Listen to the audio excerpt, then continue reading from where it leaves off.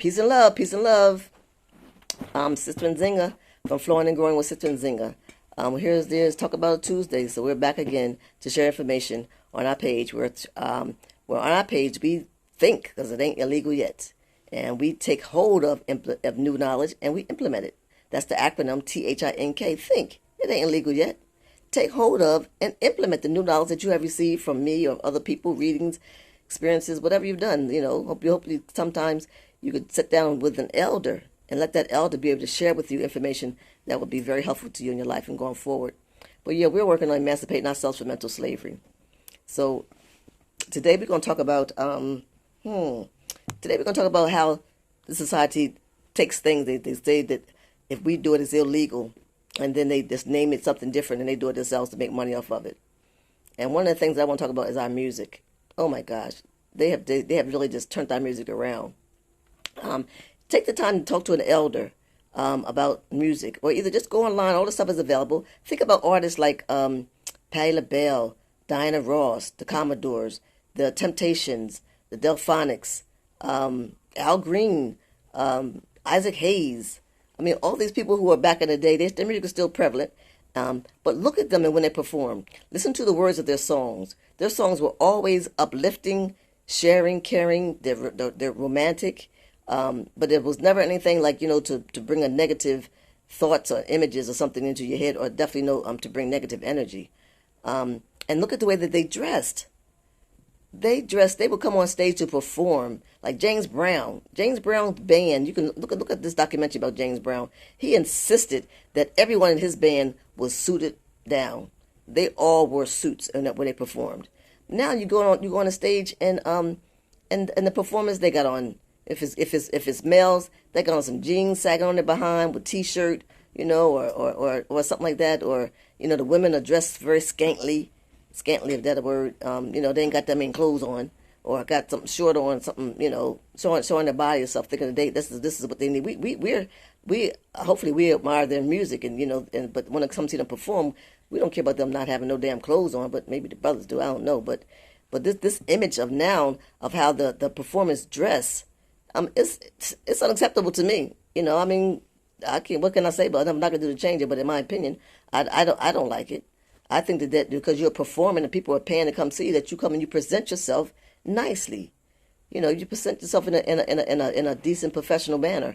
But nowadays, these people, our music is really not controlled by us anymore. We are the performers. Everybody loves it. Everybody across the board likes black music, soul music, jazz, reggae.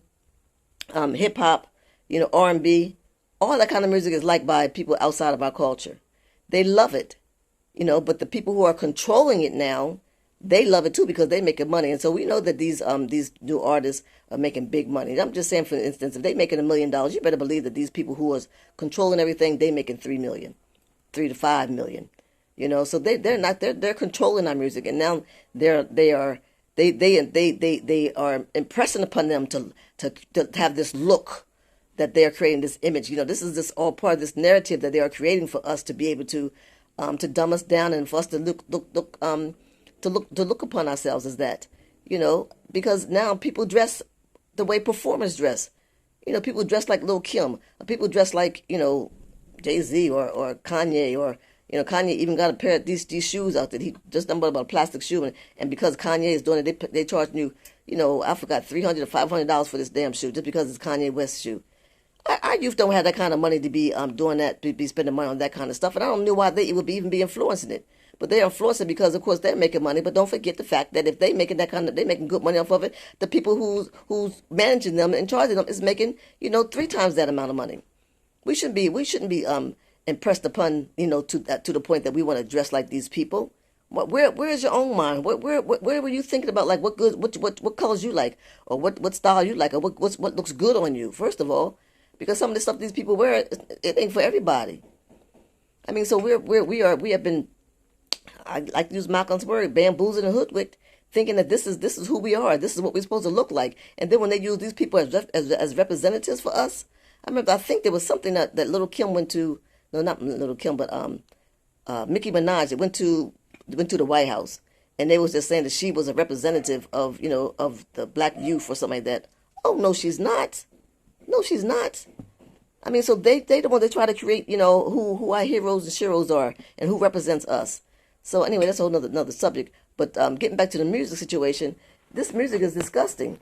The way that they talk. Even back in the day, I remember like the Ozzy Brothers used to make really nice music. Remember, so In Between the Sheets and stuff like that. So they may say words like that. But now this music here today, it's saying, girl, bend over, open up your legs, let me in, blah, blah, blah, stick it in. I mean, disgusting, disgusting. I mean, I hope this youth don't find that romantic if a man can approach you like that. So I'm just saying that, the music today, we must understand that it has been dumbed down. And again, look up this thing about the vibrations of music, because there's a certain megahertz that creates a positive vibration or negative vibration. And a lot of the music that's being played today creates a negative vibration. Again, because, and then when they have the music, this rap music, and they're talking about, the Glock, and they doing this and calling the girls bees and all that kind of stuff. I don't know. Do the people really understand that when you listen to that music, what it's doing to you, what's doing to your psyche, and then the vibrations, the energy that it brings? Wow. I mean, that's some deep stuff, and we have to really pay attention to that. And most importantly, we have to not let our children have access to this stuff freely. When you're in the car with your children, you should really play some music that is harmonizing, or play something that the children can enjoy or learn something from. It's not cool to play music in your car with all this bang bang music and for your children to listen to it. Your children be 3 years old, 5 years old, and they know all the words to them songs. They'll be saying, yeah, be, get all this something this and block this down to bend over or open up. And these children know these words to these songs. That's disgusting. What are you trying to do to your children? Do you really understand the effect it's going to have on your children as they grow up? And then, the brain can only, when they're a child, their brain can only take in so much. There's no room for having this stuff. They have all this mess in the brain. They ain't gonna have no room to be learning their ABCs and 1, 2, 3s. Oh Lord, we got to really, really pay attention and think, because it ain't illegal yet, about the things that we expose ourselves to, and more importantly, the things that we expose our children to. And one thing I was talking about is that I like to talk about is the way that the people used to dress. Back in the day, Diana Ross, she was sharp. Every performance. Patti LaBelle, the Delphonics, the Temptation, them brothers used to come in suits. Like I said, with James Brown had all of his entertainers, from the drummers, the trombone players, the sax players, they all wore suits when they performed. Which is what when you perform and someone's paying to come see you do something, that's what it should be. You should be at your best. But now the people get up on the stage and they just got on, if it's the Mel brothers, with the rap and all that kind of stuff, they just may have on a t-shirt, some jeans with the behind showing and all that kind of nonsense, creating these images for our children. But those are not good images, because what they're making us doing, we're no longer striving for excellence. They're making us to think that we no longer look at those things as being important. That they have defined the way that we dress. They're disrespecting our women, and they have dumbed us down to be able to see this as good, but it's not good. We used to strive for excellence. We were proud people, and when we did things, we represented ourselves, and the way we appeared, our appearance was part of us representing ourselves. And nowadays, you can go anywhere. You can wear anything to work nowadays. And what's even more disgusting is that you can wear anything that you want to church. I mean, I don't go to church on Sunday, but I see people when I do go every now and then, for whatever occasion, the people come to work dressed like that. I'm like, I don't know. When I was young, my mom used to make us go to church. We was dressed. We used to call it our Sunday best. And I mean, is anybody you people that do you remember that term, your Sunday best? That's what you wore to church, your Sunday best, and that's what you should wear when you go into work or so forth. But work, they relax that, they relax, going to school. They relax the way that the teachers dress to school. The teachers can dress like jeans, looking like one of the homeboys. Look like one of the students with your jeans on, and ladies with the short stuff and the tight stuff and all this here kind of dress that these people are doing. So it's so inappropriate. It's so inappropriate. I guess, like I said, they are making us think that this is good, but it's not good. We used to strive for excellence. We were proud people, and we represented ourselves very proudly and and cleanly, and we were proud of how we were. We wouldn't go outside without being making sure that that we were tight and our appearance was correct. So I'm just saying that's one example. They're taking our music and they're dumbing it down and they're making it very negative for us in our appearances and so forth. But that's not the only thing that they do, because see what they do is, okay, let's talk about jeans, and we were talking about first dressing. Now jeans are accepted anywhere. You can wear jeans to work, you can wear jeans to church, you can wear jeans to concerts, you can wear jeans anywhere pretty much. And then look at the price of jeans. Let me tell you a little bit of history about jeans. Okay, there used to be this brand called Wrangler. Back in the day, Wranglers was the only brand that made denim pants, jackets, things like that. They were the only ones. Well, no, there was I can't think of the name of it. It wasn't the only one though. There was another brand. So it was the Wrangler brand and something else. Okay, I can't think what the other one is. But Wrangler was the main thing, because what we used to do, we called jeans. What we call jeans now, we call them Wranglers. It was that so much we wore Wranglers that's what we wore. We wore Wranglers. And it wouldn't say put on your jeans. It was put on your Wranglers, and the Wranglers were made out of jean fabric. Well, back then, it was said that according to the society, that if you were Wranglers, that you was poor, because we were poor back then, and we wore Wranglers, and they made it like it was something wrong with us because we wore Wranglers, that we're poor, and they talked down about it. Now they've taken it, they've renamed it, which is how they do. They take shit and they rename it, try to make it their own. Jeans is the bomb. Everybody wears jeans. Like I said, you wear jeans to church, you wear jeans to work. You wear jeans everywhere. And then the thing about it, they creating these styles with these jeans. I don't know if these are old jeans that they just bring back forward that have rotted, because they could have been stored somewhere, and then some of them had holes in them, and they created this damn stupid stuff where they walk around with holes in their jeans. And people pay for that. People pay $80, $90. I don't know what jeans cost nowadays. That's one thing I don't wear much of. But they have these jeans with the holes in them, and they sell them to people, and people are buying them at a $80 or $60. I don't know, crazy ass price. But who wants to wear these slapped up these jeans? And again, it's the image of you walking around, because back then in the day, if you had holes in your clothes and stuff like that, it was looked down. You were looked down. No, you were looked down upon. You were like you were bad. You was poor. And now these young people or even adults proudly walk around with these jeans with holes in them, and they saying that this is a style.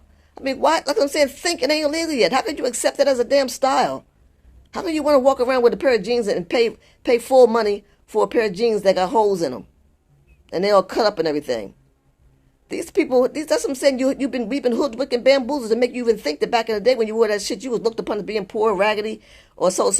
Everything negative. Now they're making you think that, it's cool now to wear that stuff. But it ain't cool. You have to really think for your own damn self, because that's not really cool. I would never walk around with no damn jeans with no holes in them like that. Think for yourself. Think it ain't illegal yet. How is that acceptable? How is that acceptable to be able to walk around with that mess on? And you think it's good. Again, we have to think about that. We used to strive for excellence. We were kings and queens. We wore royal clothing. We wore gold. We wore these things on our body. We wore these things as rings and amulets on our heads and things like that around our neck. That's who we are. But they got us to the point now we're looking all raggedy with jeans on, with our pants hanging down, and these jeans with holes in them. And women exposing themselves. I do know that, back in the day in Africa and different places in indigenous people, the original people from several places in the world, that, the women didn't used to dress and cover up their breasts. But the men and back in those days weren't sticking their damn head and looked at their breasts as being like, a sexual thing to play with. It was beauty. It was just a natural thing for women to be able to have that, because, most of the time the women were feeding their children, or that's just the way that it was back then. And it wasn't a sexual, in a bad way type of a thing. But today, if you see a woman with a breast exposed, the first thing the man think, or a woman think, is, is sex related. That's where the mind goes.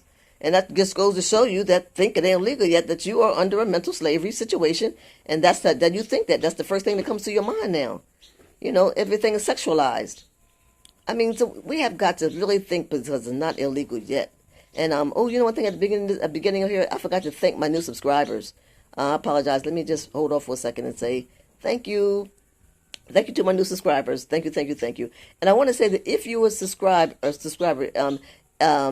and you don't have maybe like a Facebook page or something like that, can you please put in there some kind of way that I could contact you?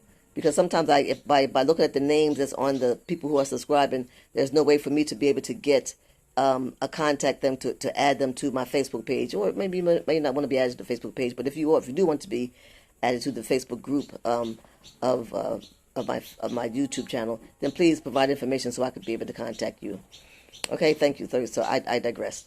But back to this thing about how they've taken things to name it. Because ask an elder about this, because it's probably not something that was around, or maybe even probably look it up, since there's so much information on this damn internet you can look at. But black people in our communities, we used to have something called the numbers.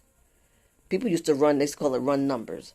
And it was, I don't know who did the final say about what the numbers were going to be, but what that meant was there was different people in the community who used to go around and collect, or you could just go to certain places and say, I want to play the number.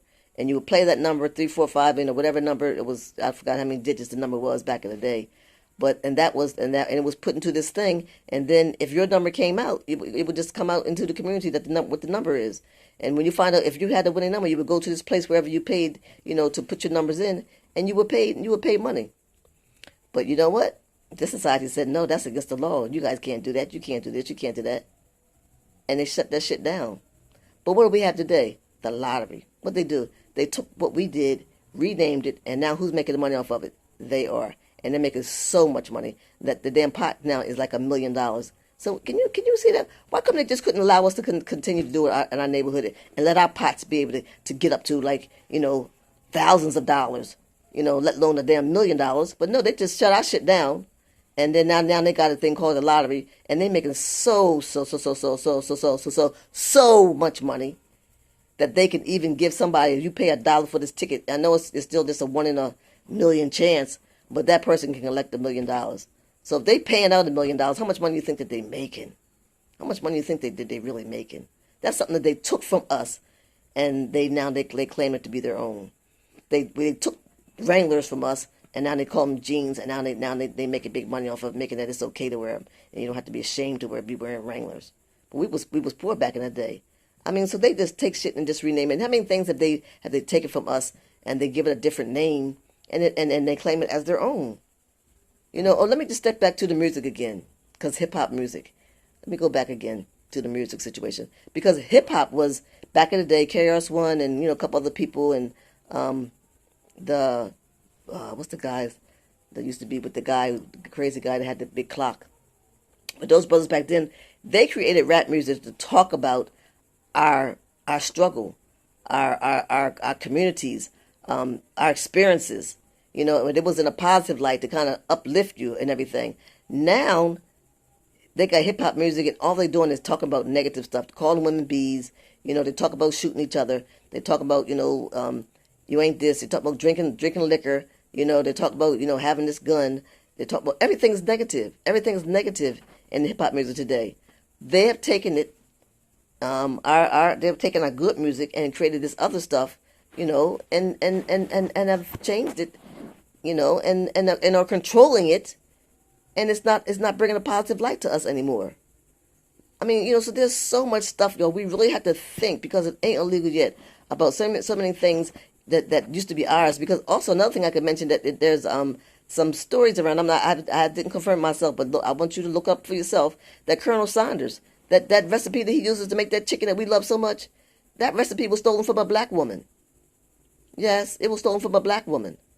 So we do so well, because they know that once we get involved in anything, that we are going to master it and we're going to be excellent in it, because that's who we are.